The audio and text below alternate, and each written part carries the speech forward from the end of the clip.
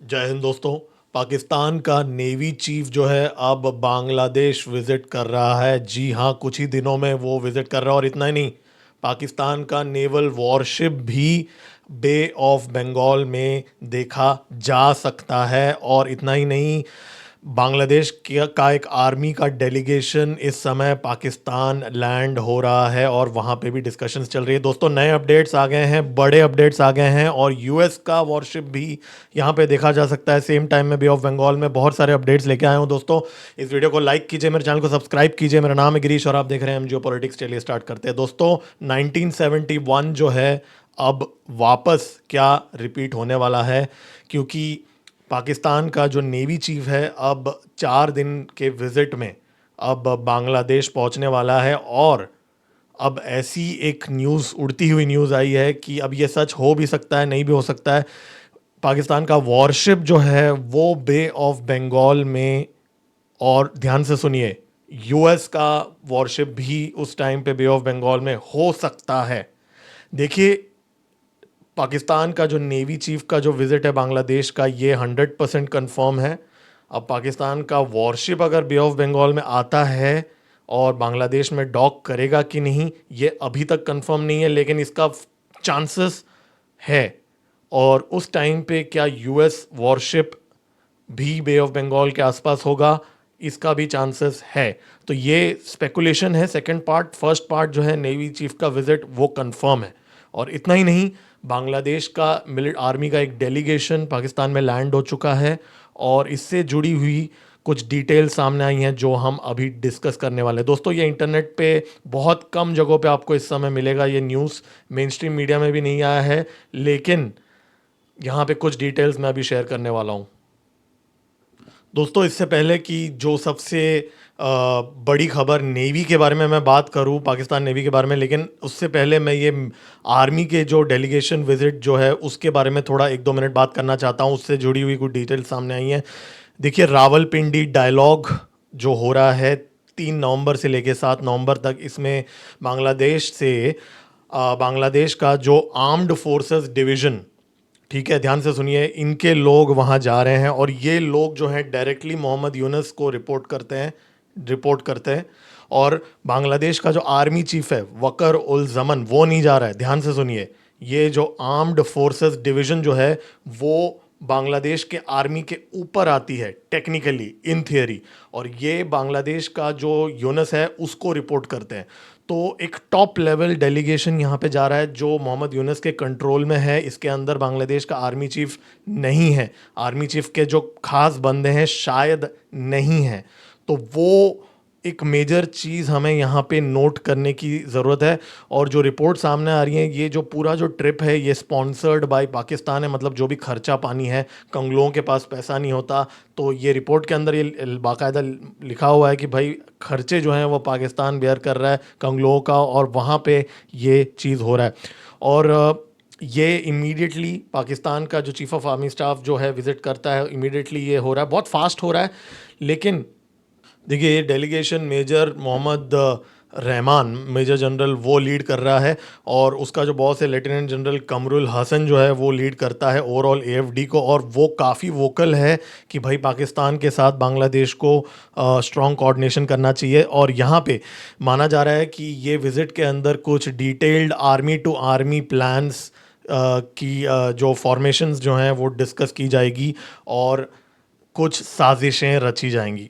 लेकिन सबसे बड़ी खबर, 8 नवंबर को पाकिस्तान का नेवी चीफ जो है एडमिरल नवीद अशरफ, जो सो कॉल्ड नेवी है पाकिस्तान का, वो बांग्लादेश के दौरे पे जा रहा है। और वहाँ पे वो माना जा रहा है, अब ऐसे अटकलें लगाए जा रहे हैं कि पाकिस्तान का वॉरशिप भी डॉक हो सकता है बांग्लादेश के अंदर। हालांकि ये वापस रिपीट करूंगा, 100% कंफर्म नहीं है ये वाला न्यूज़।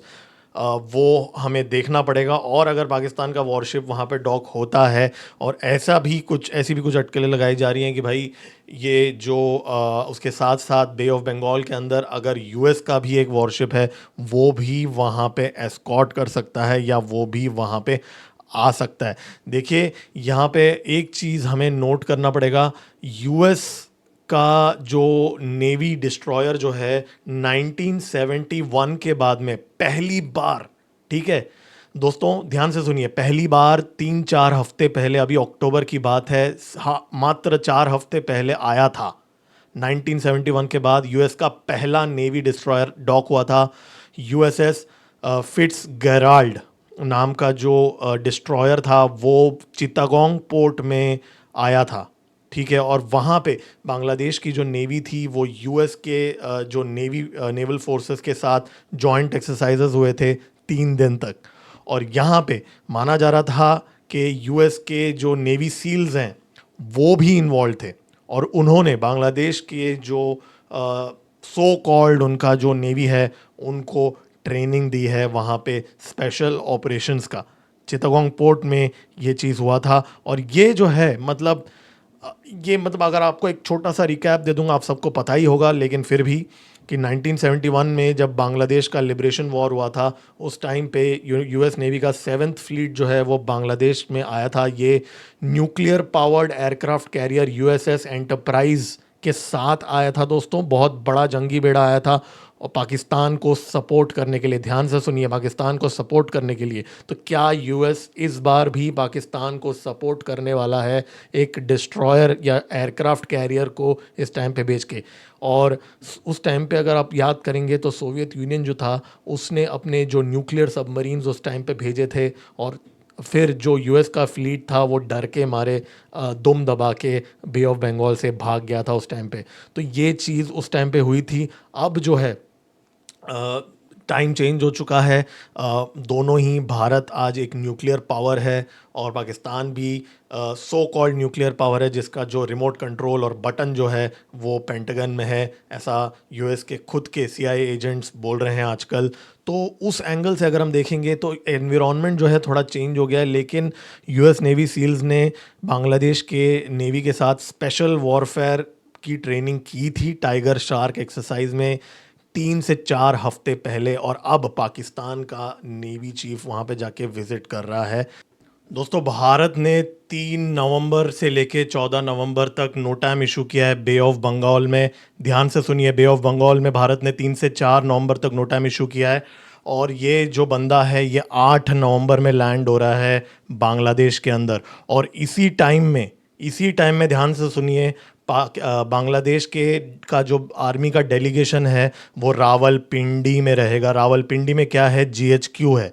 तो दोस्तों बांग्लादेश का डेलीगेशन रावलपिंडी में पाकिस्तान के हेडक्वार्टर्स में होगा इस वीक, और इसी टाइम पे थोड़े दिन बाद पाकिस्तान का नेवी चीफ जो है वो बांग्लादेश लैंड होगा। और इसी टाइम पे भारत ने नो टाइम इशू, वैसे तो भारत ने पूरे इंडिया में ऑलमोस्ट नो टाइम इशू कर दिया है, लेकिन खास करके बे ऑफ बंगाल रीजन में भी यहाँ पे नो टाइम इशू किया है भारत ने 14 नवंबर तक। तो ये सारी चीज़ों को अगर आप कनेक्ट करेंगे तो आप एक लिंक लगा पाएंगे कि यहाँ पे क्या हो रहा है।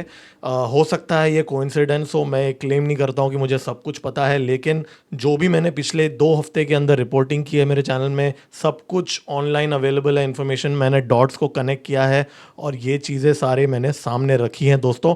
ऐसे ही मैं अपडेट्स लेते आऊँगा, लेकिन मैं आपको एक चीज़ बताना चाहता हूँ। यहाँ पे देखिए, इस समय बांग्लादेश और पाकिस्तान के बीच में जो स्पीड में कोऑर्डिनेशन चल रही है, वो स्पीड में अगर वो कोऑपरेट करते भी हैं तो ऐसा नहीं है कि इमीडिएटली कोई बांग्लादेश आर्मी एकदम तगड़ा बन जाएगा। वो रहेंगे छोटे ही, लेकिन अगर हमने ये जो चीज़ है इसको कंट्रोल नहीं किया इस टाइम पे, तो आगे जाके ये हमारे लिए एक बड़ा सरदर्द बन सकता है भारत के लिए। आगे जाके बोल रहा हूँ, आज नहीं बोल रहा हूँ। इसलिए भारत को, मुझे ऐसा लगता है, मेरी ये पर्सनल ओपिनियन है कि प्रिएम्प्टिव एक्शन लेना चाहिए। अब वो प्रिएम्प्टिव एक्शन ज़रूरी नहीं है कि इमीडिएट कैनेटिक हो, कुछ और भी हो सकता है या कैनेटिक भी हो सकता है, लेकिन भारत की जो नेशनल सिक्योरिटी है वो यहाँ पे कहीं ना कहीं कॉम्प्रोमाइज़ होते हुए मुझे दिख रही है। और मैंने नॉर्थ ईस्ट के बारे में बहुत सारे वीडियोस बनाए हैं दोस्तों, अभी तक आपने नहीं देखा है मेरे चैनल में, आप जाके देख सकते हैं। पूरा मैंने कवर किया है बांग्लादेश, म्यांमार और यहाँ पे क्या गेम चल रहा है। तो देखिए, अगर आप इन डॉट्स को कनेक्ट करेंगे तो माहौल जो है वो 1971 का, प्री 1971 का माहौल यहाँ पे रिक्रिएट करने की कोशिश की जा रही है। और ये जो एफर्ट है मोहम्मद यूनुस डायरेक्टली ड्राइव कर रहा है। आई डोंट नो अगर कि Bangladesh army chief Walker ul Zaman is he on board this और नॉट, क्योंकि मैं पूरी तरीके से कन्विंस्ड नहीं हूँ कि मुझे कहीं ना कहीं जो मेन स्ट्रीम मीडिया में और जो मैं न्यूज़ में देख रहा हूँ, मुझे ऐसा लगता है कि कहीं ना कहीं वहाँ पे there is a difference of opinion with respect to the engagement जो बांग्लादेश चाहे पाकिस्तान के साथ कर रहा है। उस वाले एस्पेक्ट पे मुझे ऐसा लगता है वहाँ पे कुछ डिफरेंसेस ऑफ ओपिनियन है, लेकिन फोर्स जो है डीप स्टेट के द्वारा बहुत ज़्यादा पुश किया जा रहा है मोहम्मद यूनुस को कि भाई आप जाके एंगेज करो पाकिस्तान के साथ। तो और वो हमें यहाँ पे देखने को मिल रहा है इस समय। तो आप लोग कमेंट्स में मुझे लिख के बता सकते हैं कि ये सब ऐसे ही कोइंसिडेंसेस हैं कि ये वेल कोऑर्डिनेटेड हैं। यूएस का डीप स्टेट आखिर चाहता क्या है? क्या वो भारत को एक वॉर में उलझाना चाहता है? और भारत जो है इस समय जो मिलिट्री एक्सरसाइजेस कर रहा है, वो कहीं ना कहीं मुझे ऐसा लगता है 2 फ्रंट वॉर या 3 फ्रंट वॉर को एग्जिबिट कर रहा है। क्योंकि अगर आप देखेंगे गुजरात, राजस्थान, लद्दाख में एक्सरसाइजेस चल रही हैं, नॉर्थ ईस्ट में चल रहा है, और जो प्रचंड प्रहार जो है वो शुरू हो चुका है नॉर्थ ईस्ट के अंदर। तो कहीं ना कहीं भारत ये चीज़ दिखा रहा है कि अगर हमें पुश किया जाएगा एक वॉर में, तो हम एक 2 to 3 फ्रंट वॉर भी लड़ सकते हैं। तो कहीं ना कहीं वो मैसेजिंग भी इस समय दी जा रही है। और मैं आपको एक चीज़, इसके ऊपर मैं डेडिकेटेड वीडियो भी बनाऊंगा, लेकिन मैं आपको फिर भी एक चीज़ मैं आपको बताना चाहता हूं। देखिए, हमारी जो अग्नि दृष्टि एक्सरसाइज हो रही है इस समय, तो जो त्रिशूल एक्सरसाइज के अंदर अग्नि दृष्टि एक्सरसाइज जो है, इस पर मैं डिटेल वीडियो बनाऊंगा, लेकिन अभी मैं आपको जस्ट एक्सप्लेन कर रहा हूँ वो इससे क्यों जुड़ा हुआ है। ये एक्सरसाइज के अंदर दरअसल क्या हो रहा है कि भारत की जो सर्वेलेंस कैपेबिलिटी है वो ऐसी बेसिकली डिज़ाइन की जा रही है कि अगर कोई भी इंफॉर्मेशन हमें मिलता है, जैसे नेवी को अगर कोई इंफॉर्मेशन मिलता है, तो वैसे ही वो हमारी इंटीग्रेटेड नेटवर्क के अंदर आ जाएगा और हमारे आर्मी को वो पता चल जाएगा। मैं बहुत लेमैन टर्म्स में बता रहा हूँ, इसको डिटेल में मैं बताऊंगा। लेकिन जैसे ही कोई एक डिपार्टमेंट को कोई इन्फॉर्मेशन मिलेगा, इंटेलिजेंस मिलेगा, वो सारे डिपार्टमेंट्स को ये जो इन्फॉर्मेशन है वो डिसेमिनेट हो जाएगा। इंडियन नेवी, आर्मी और एयरफोर्स का जो इन्फॉर्मेशन रिपॉजिटरी होगा वो कॉमन, एक तरफ से अब बोला जा सकता है कॉमन होने वाला है अभी। और ये बहुत ही ज़रूरी है एक 2 फ्रंट और 3 फ्रंट वॉर लड़ने के लिए। तो ये भी हमें एक इंडिकेशन दे रहा है कि एक्सरसाइज अग्नि दृष्टि जो है अभी हो रहा है, वो भी हमें एक इंडिकेशन दे रहा है कि we are preparing for a multi front scenario. अब मैं ये नहीं वॉर मॉन्गरिंग नहीं कर रहा हूँ दोस्तों, अब मैं आपको सिर्फ एक ये बता रहा हूँ कि ट्रेनिंग हम किस चीज़ की कर रहे हैं।